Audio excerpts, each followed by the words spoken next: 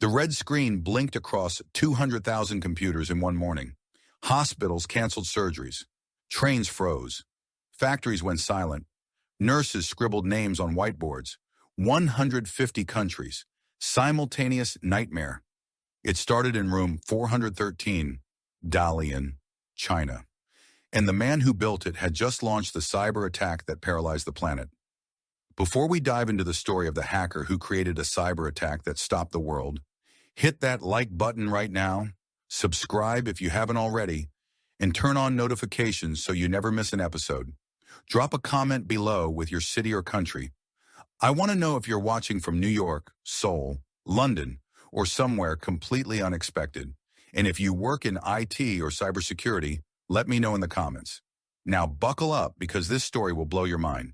May 12th, 2017, 2:47 in the morning, East Dalian, China. Park Jin-hyuk sat hunched over his laptop in room 413, eyes burning from 5 days with little sleep. Empty energy drink cans lined the windowsill. His superiors called the project the Monster, and he was beginning to understand why. It was designed to spread automatically through networks to replicate without human intervention. But it wasn't finished. Park had been searching for hours through dark web forums and underground repositories. He needed something that could break through Microsoft's defenses automatically.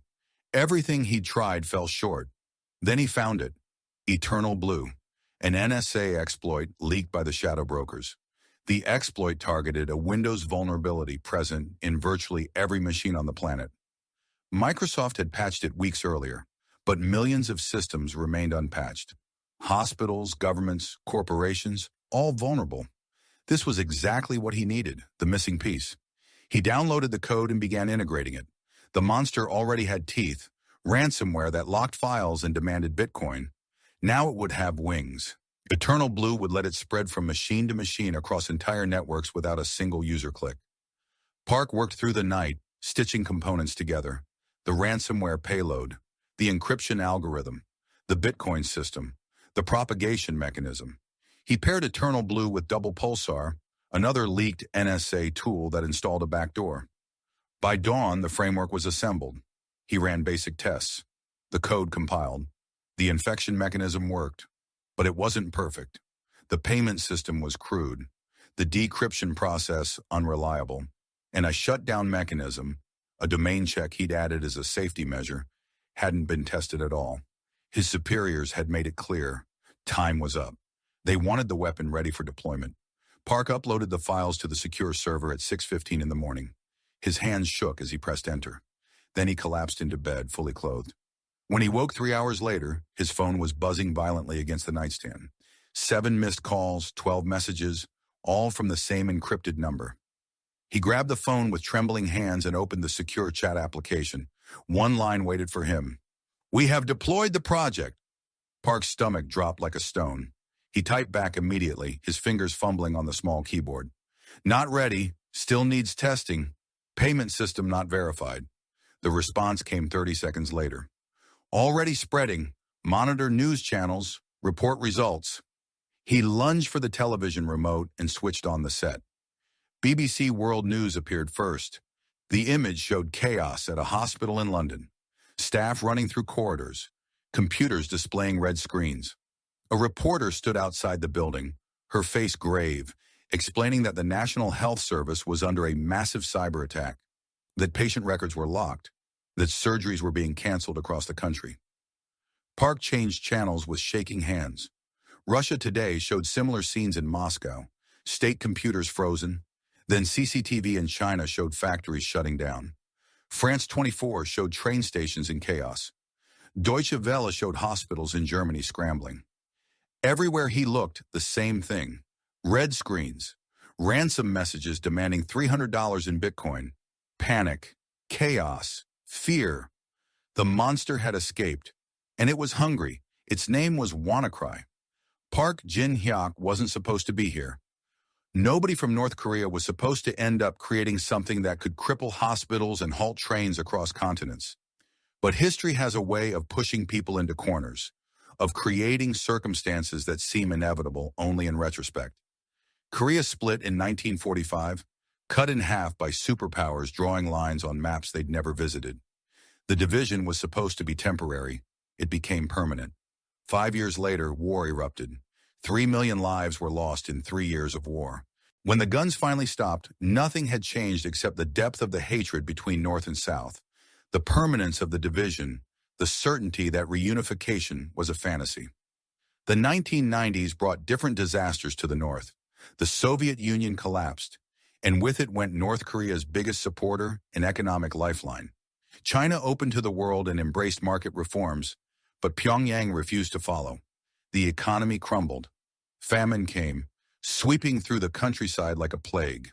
Somewhere between 500,000 and 3 million people starved to death.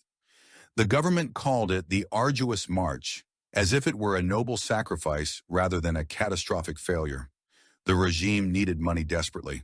It turned to crime on an industrial scale. Counterfeit $100 bills so sophisticated the U.S. Treasury called them super notes. Fake pharmaceuticals sold across Asia. Narcotics smuggling through diplomatic pouches. Insurance fraud. Weapons sales to anyone with cash. But as the world digitized through the 2000s, Pyongyang saw a new frontier opening. Cyber warfare required no navy, no air force, no expensive weapon systems. Just talent and computers and internet connections. A small team could cause massive damage. A single exploit could steal millions. And attribution was difficult. Plausible deniability easy. They established Bureau 121, later known to Western intelligence agencies as the Lazarus Group. Recruiters visited schools throughout the country, looking for children who excelled at mathematics and science. They offered something precious, escape from the famine, guaranteed food rations, and the chance to serve the state in a prestigious position. Park Jin-hyuk was 14 years old when they approached him at his school in Pyongyang. His family was hungry. The recruiter wore a clean uniform and spoke with authority. He told Park he had potential, that his mathematics scores were exceptional, that the state needed talented young people like him.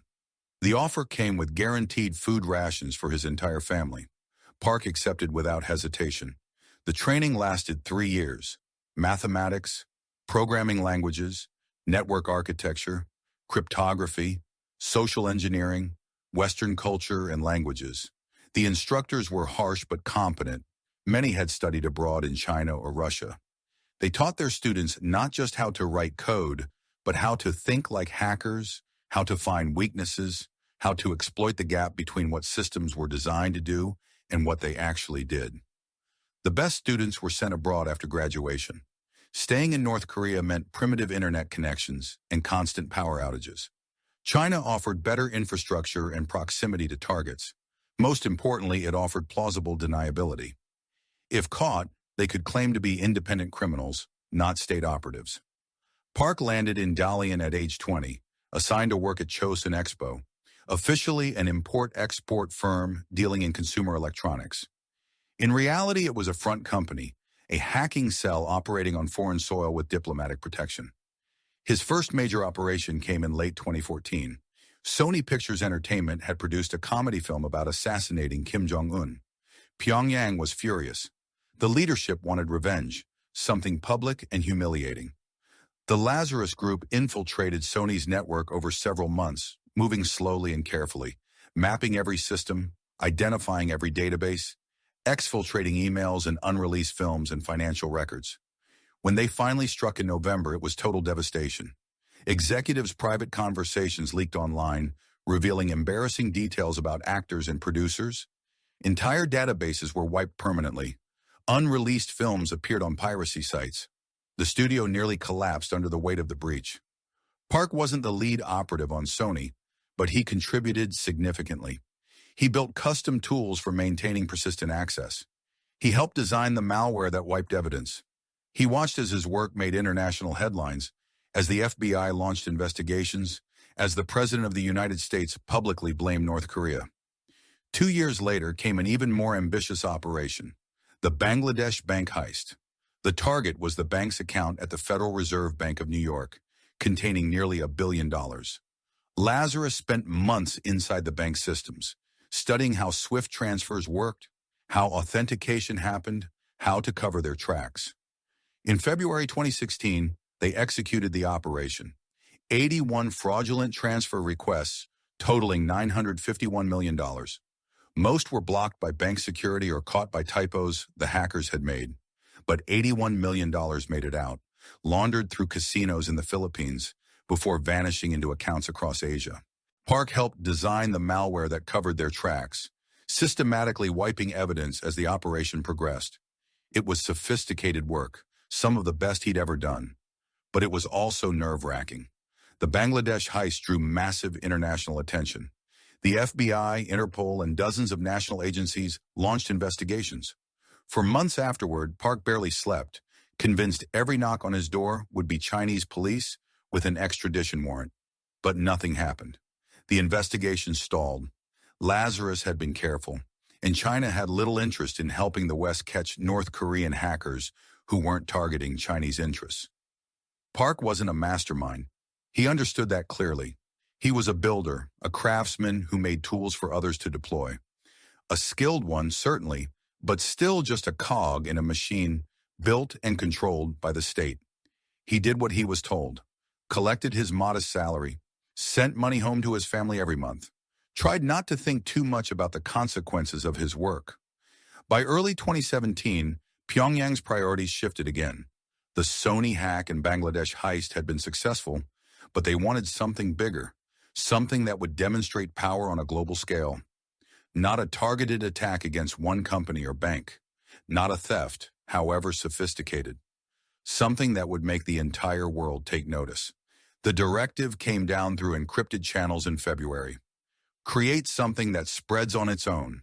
Something that cannot be ignored. Something undeniable. Park and his team began building the monster that would become WannaCry. They couldn't have done it without help from the United States government, specifically from the National Security Agency. In April 2016, a mysterious group appeared online calling themselves the Shadow Brokers.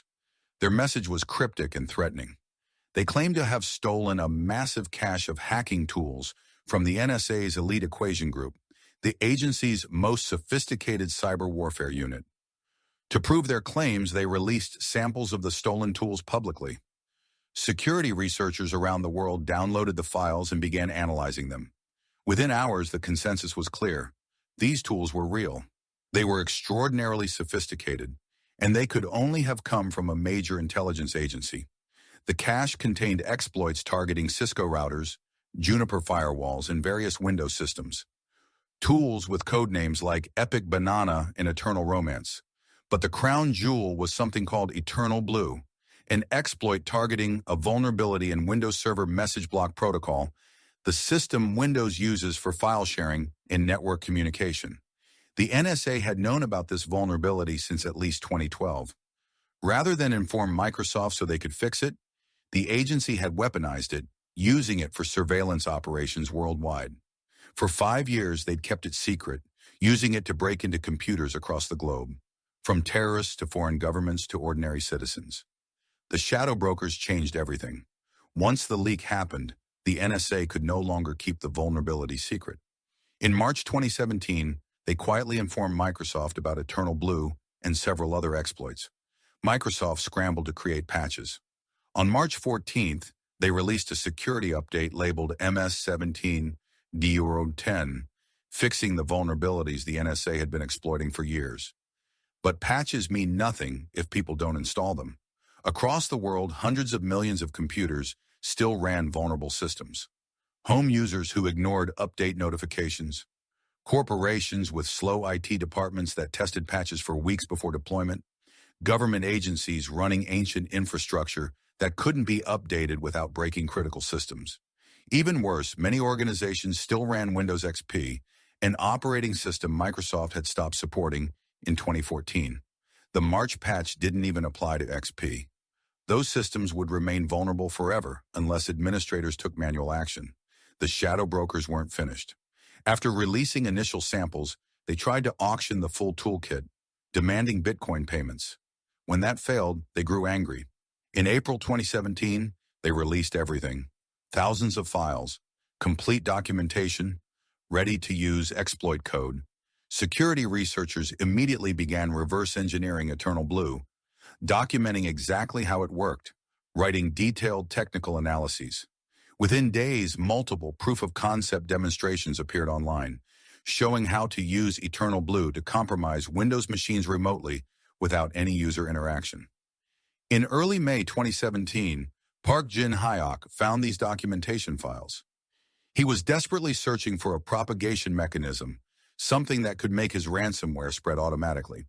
He'd tried worm techniques before, but they were either too slow or too detectable. Eternal Blue was different. It was fast, reliable, and devastatingly effective.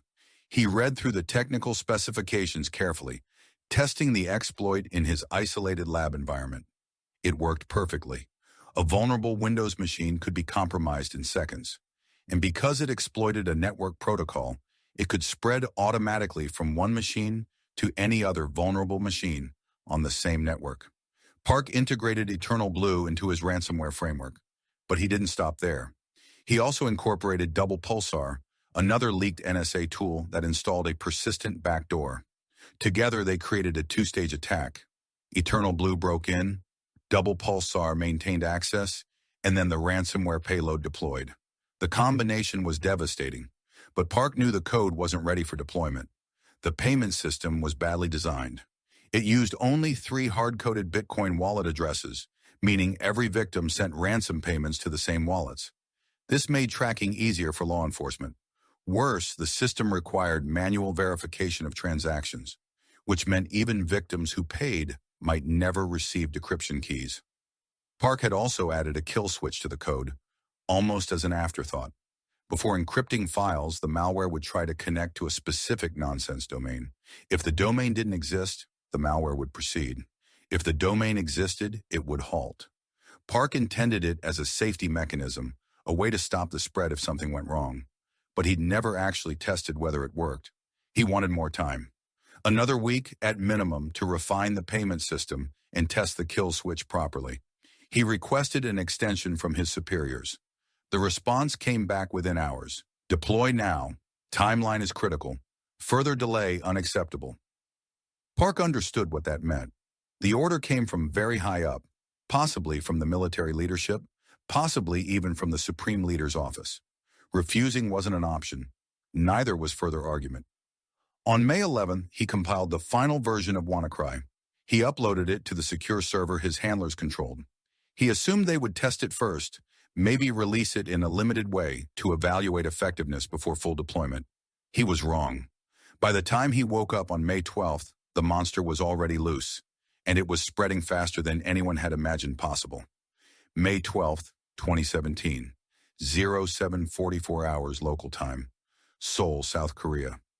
The first infections appeared on a university network in central Seoul, a single vulnerable computer connected to the campus network, running an unpatched version of Windows 7.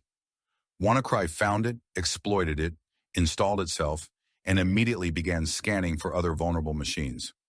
Within minutes, it had spread to 30 computers across the university.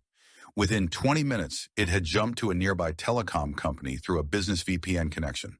From there, it spread to government offices that used the telecom services. By 0800 hours, infections appeared across South Korea. Then China, where millions of Windows machines sat behind inadequate firewalls. Then Russia, spreading through corporate networks and government systems. The worm didn't discriminate. It infected everything it touched. Universities, banks, factories, hospitals, police stations. Every vulnerable Windows machine became a new host, a new source of infection, spreading the malware to every other machine it could reach. At 0830, Spain's Telefónica, one of the world's largest telecommunications companies, reported massive infections across its internal network. Thousands of employee computers locked simultaneously. Phone systems began failing. Customer service ground to a halt. By 0900 hours, WannaCry had reached France, then Germany, then the United Kingdom. At 1000 hours UTC, it hit the National Health Service. The NHS ran on catastrophically outdated infrastructure. Budget cuts and bureaucratic inertia meant many hospitals still used Windows XP, an operating system Microsoft had abandoned 3 years earlier. Other facilities ran slightly newer versions of Windows, but hadn't installed the critical March security patch. Some administrators had tried to install it, but failed because the update broke essential medical software. When WannaCry arrived, it tore through the NHS network like wildfire through dry grass. Across England and Scotland, medical staff watched their computers lock in real time. Patient records vanished behind red ransom screens, demanding $300 in Bitcoin. Appointment systems collapsed. Diagnostic equipment that relied on Windows-based computers failed. Radiology systems went offline. Blood bank databases froze. In East London, a surgeon preparing for an emergency cardiac procedure saw his pre-operative CT scans disappear mid-review. He had to operate using decade-old paper files and his memory of scans he'd briefly seen that morning. The patient survived, barely. In Liverpool, a hospital diverted ambulances because its emergency room computers were down and staff couldn't access patient histories or drug interaction databases. 3 ambulances were sent to facilities 40 minutes farther away. 1 patient passed in transit. In Manchester, a chemotherapy patient's treatment was delayed 3 days because the pharmacy system was locked and pharmacists couldn't verify dosages without digital records. Across the NHS, 16 hospitals canceled all non-emergency surgeries. Hundreds of appointments were postponed. Thousands of patient records became temporarily inaccessible. The health service descended into chaos, and the NHS wasn't alone. In France, Renault automobile factories shut down entire production lines as computers controlling assembly robots froze. In Germany, Deutsche Bahn's departure boards went blank as the railway's schedule system crashed. In Russia, the Interior Ministry lost access to massive databases containing criminal records. In the United States, FedEx's package tracking system collapsed, leaving millions of shipments in limbo. Across 150 countries, organizations large and small found themselves suddenly and catastrophically blind. Their computers locked, their data hostage. Red screens everywhere demanding payment, offering a timer counting down to permanent file deletion. By noon Greenwich Mean Time, WannaCry had infected over 100,000 computers. By evening, that number exceeded 200,000 machines in 150 nations. It was the fastest-spreading malware in history.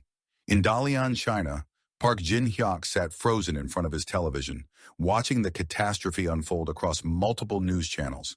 His hands shook. His mouth was dry. He felt sick to his stomach. This wasn't supposed to happen. The target was supposed to be limited, controlled. A demonstration of capability, yes, but not this.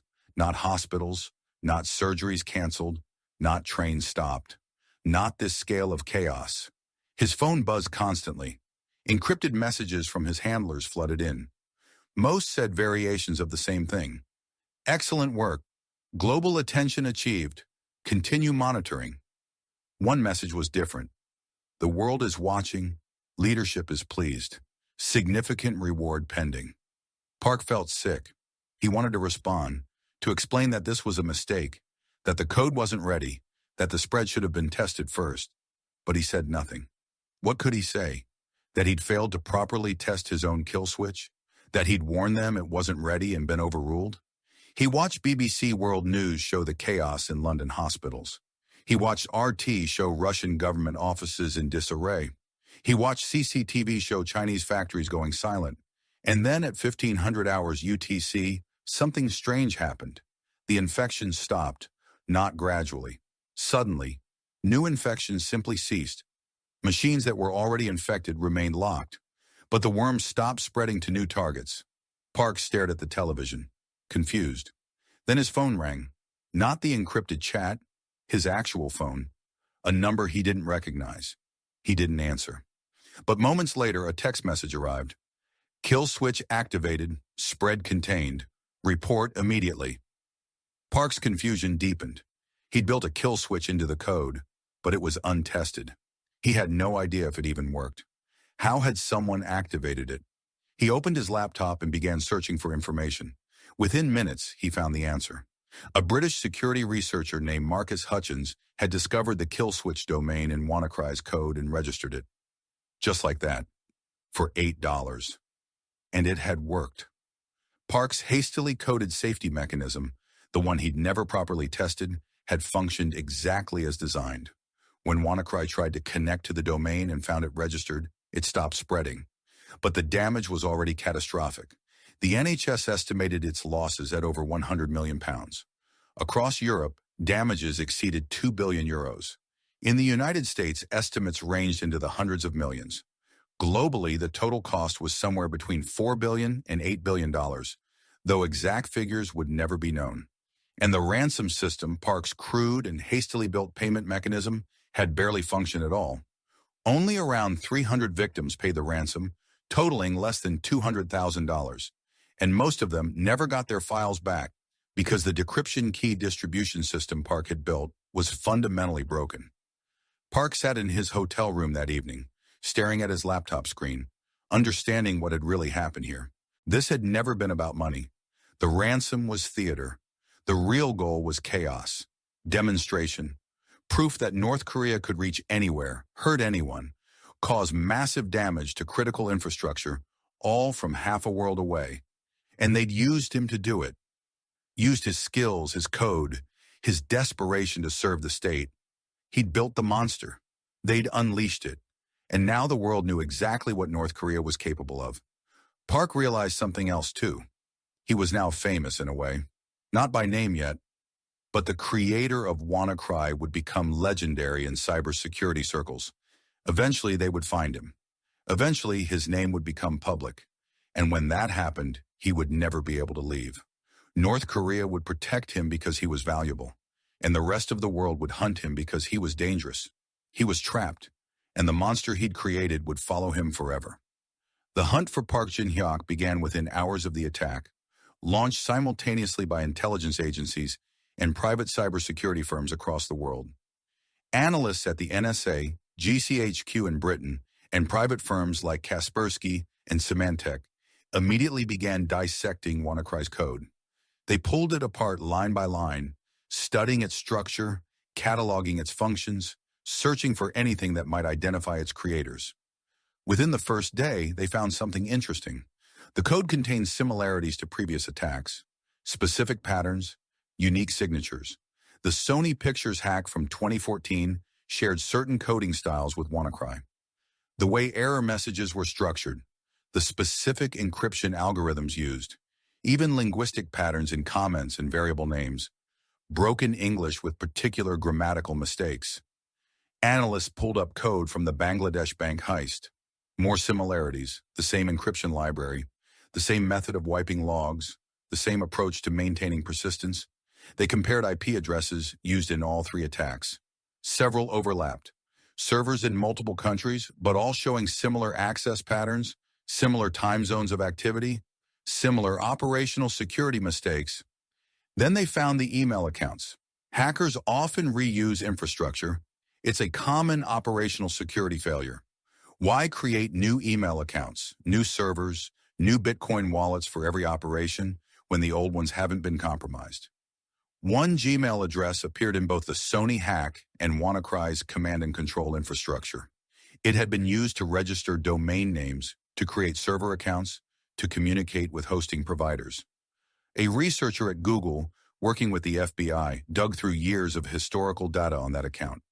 They found login locations, times of access, and then they found something extraordinary. In August 2014, someone using that email address had sent a job application to a Chinese technology company. It was a legitimate application for a programming position, and attached to the email was a resume. The name on the resume, Park Jin-hyuk. The resume listed his skills, programming languages, network security, cryptography. It listed his education at Kim Il-sung University in Pyongyang, and it listed his current employer, Chosun Expo, Dalian, China. FBI investigators immediately began tracing Park through multiple databases. They found visa applications listing Chosun Expo as his employer. They found Chinese business registration documents showing Chosun Expo as a trading company, but with suspiciously little actual business activity. They found photographs of Park entering the building, captured by surveillance cameras near the office. Then they found the servers. Chosun Expo maintained several servers in different countries: Thailand, Bangladesh, Singapore. Logan records showed someone accessing these servers from Chosun Expo's office in Dalian at times that matched WannaCry's development and deployment. Digital certificates used to sign WannaCry's code were compared against certificates from previous Lazarus operations. They matched. All were traced back to servers Park had accessed. By September 2017, analysts had built a comprehensive profile. Park Jin-hyuk, age approximately 30, North Korean national, stationed in Dalian, China, working under cover of Chosun Expo, member of the Lazarus Group, involved in Sony Pictures hack, Bangladesh bank heist, and WannaCry attack.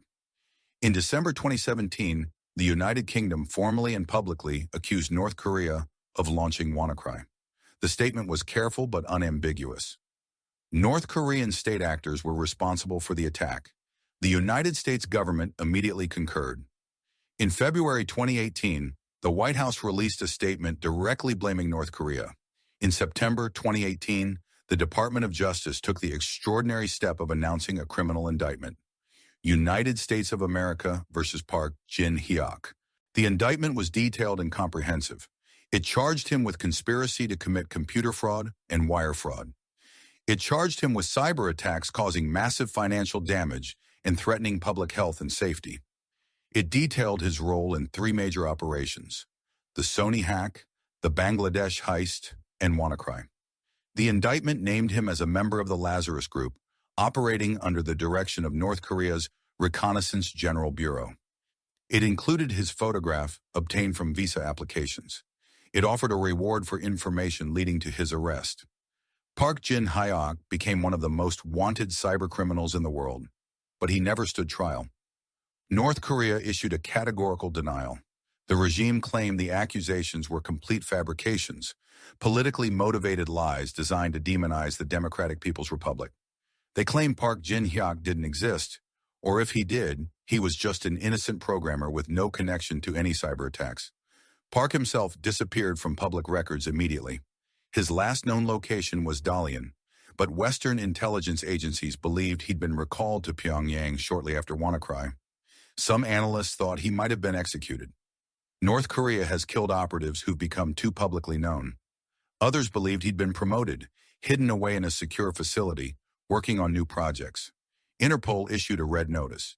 The FBI offered a reward that eventually grew to several $100,000.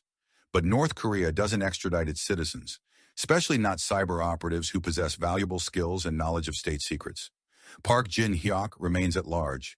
He's almost certainly still alive, almost certainly still working for the regime, almost certainly building new weapons, learning from the mistakes of WannaCry, making the next monster more sophisticated, more dangerous, harder to stop. He'll never be caught unless he defects, which seems unlikely. His family in Pyongyang would pay the price, or unless North Korea collapses, which may not happen in his lifetime. So he remains free, hidden, wanted by dozens of countries, protected by the only country that matters to him, a ghost who changed the world. WannaCry was a catastrophe for its victims, but for North Korea, it was also a failure. The ransom system collected almost nothing, less than $200,000 total, a pittance compared to the $8 billion in global damages. Most victims never received decryption keys even after paying because Park's payment verification system was fundamentally broken. The Bitcoin wallets were quickly identified and monitored, making it impossible for North Korea to cash out the funds without revealing more of their infrastructure. The kill switch stopped the worm within hours of discovery. Marcus Hutchins, the researcher who'd registered the domain, became an accidental hero. Later, in a darkly ironic twist, he was arrested by the FBI for unrelated cybercrime charges from years earlier, though he eventually reached a plea deal. But his discovery of the kill switch prevented WannaCry from spreading to millions more computers.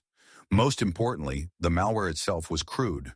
Security researchers who analyzed it concluded the version that spread globally was unfinished, likely a test variant that someone deployed prematurely.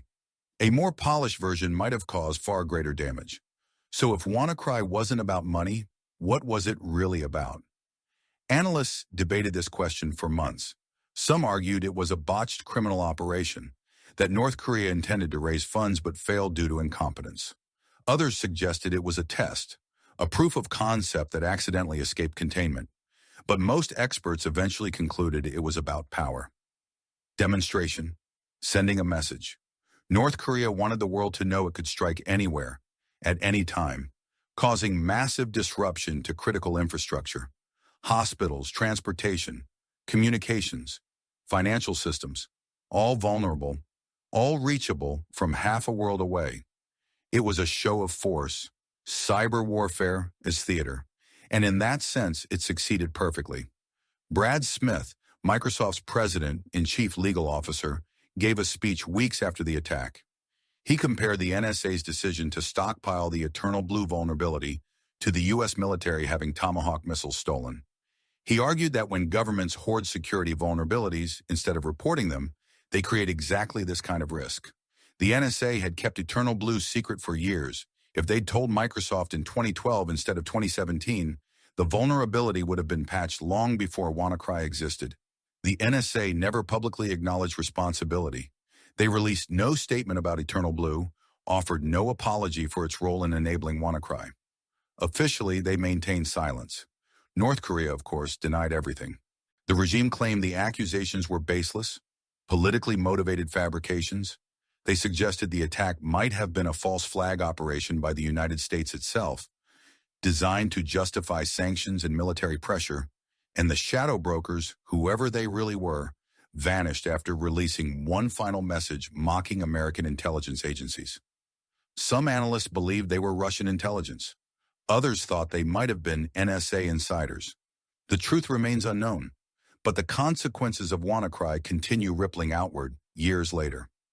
The Lazarus Group adapted and evolved. They moved to new targets, refined their techniques, became more careful. Cryptocurrency exchanges became prime hunting grounds. In January 2018, they stole $500 million worth of cryptocurrency from CoinCheck, a Japanese exchange. In 2019, they hit South Korea's BitHum for $50 million. They continued targeting traditional financial institutions. The Bank of Malta, the Bank of Chile, the National Bank of Pakistan. Some attacks succeeded, some failed, but Lazarus kept trying, kept improving. They also expanded into ransomware as a service, providing tools and infrastructure to other criminal groups in exchange for a share of profits. WannaCry's code didn't die. It was copied, modified, repurposed. Variants appeared within months. Other nation-states studied it carefully, learning its techniques. Within 2 years, similar worms emerged from Russia, China, and Iran. NotPetya, released in 2017 by Russian intelligence, used similar propagation techniques but was far more destructive, causing an estimated $10 billion in damages. It targeted Ukraine but spread globally, crippling companies like Maersk and Merck. The global cyber arms race accelerated. Countries that had been developing cyber warfare capabilities quietly now pursued them openly. Budgets increased. Recruitment expanded. The invisible war moved from shadows into something like daylight.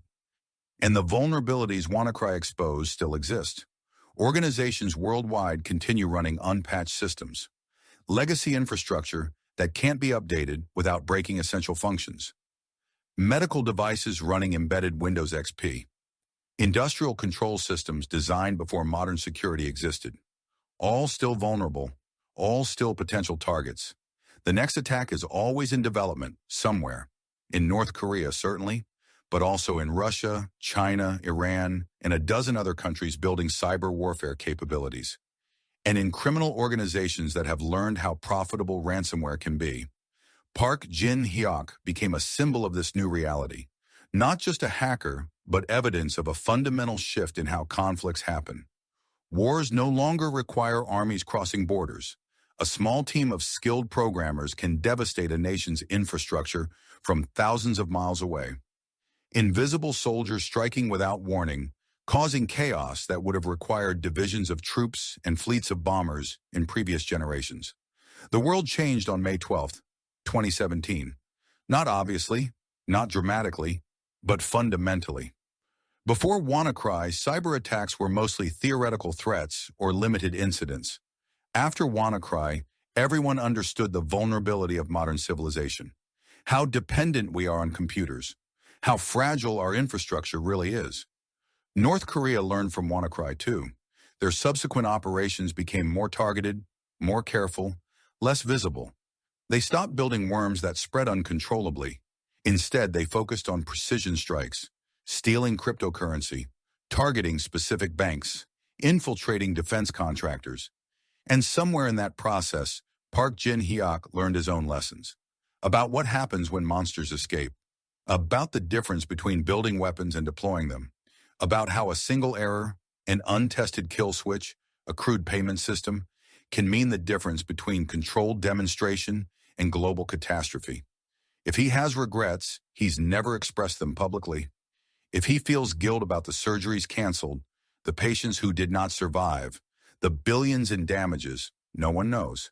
He's a ghost now, a name on indictments, a face in wanted posters, a symbol of everything terrifying about modern cyber warfare. But he's also still out there, still working, still building. And that might be the most frightening part of all. Tonight, somewhere in Pyongyang, or perhaps another hotel room in China, someone is writing code. Maybe it's Park Jin-hyuk, older now, more experienced. Maybe it's someone younger who studied WannaCry and learned what worked and what failed. They're building something new. WannaCry infected 200,000 computers in one day. The next major worm could reach millions more. And the targets might not be just hospitals and factories, power grids, water treatment plants, air traffic control, financial networks, everything controlled by computers, everything vulnerable. The monster Park unleashed is gone, stopped by accident and luck, but its DNA survives. In code repositories on dark web forums, in classified intelligence files, in the minds of thousands who studied it and learned from it. Monsters don't die, they evolve. Park Jin-hyuk is still out there, wanted by multiple governments, hunted by intelligence agencies, protected by the only government that matters to him. He's probably in his mid-30s now. Maybe he lives comfortably by North Korean standards, rewarded for his work. Or maybe he lives in constant fear of becoming a liability. Either way, he's trapped. Can't leave without being arrested. Can't stop working without becoming expendable. He built a monster that escaped, and now he's trapped with it forever. In his apartment or office, there's certainly a computer. And on that computer, there's code. Lines of instructions, algorithms, exploits. Projects in development. Another monster, perhaps. Waiting for orders. Waiting to wake up and spread and cause chaos that will make WannaCry look small. The man who unleashed WannaCry didn't mean to cripple the world. He was following orders. A skilled craftsman doing his job in a system that gives him no choice. But intention doesn't matter when hospitals shut down, when surgeries get canceled, when patients die, when billions vanish, when the world stops. Park opened a door, proof that one person with the right skills and wrong orders can hold the world hostage. That door is still open. It will never close.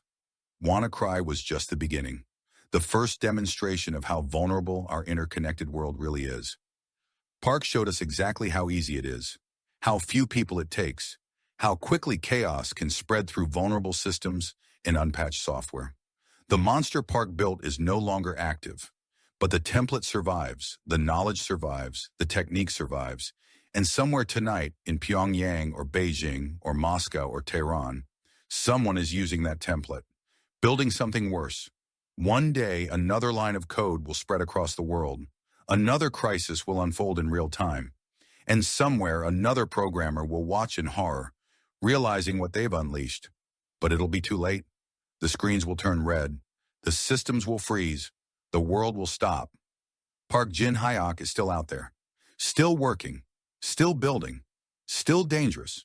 The man who unleashed WannaCry and showed the world exactly how fragile everything really is.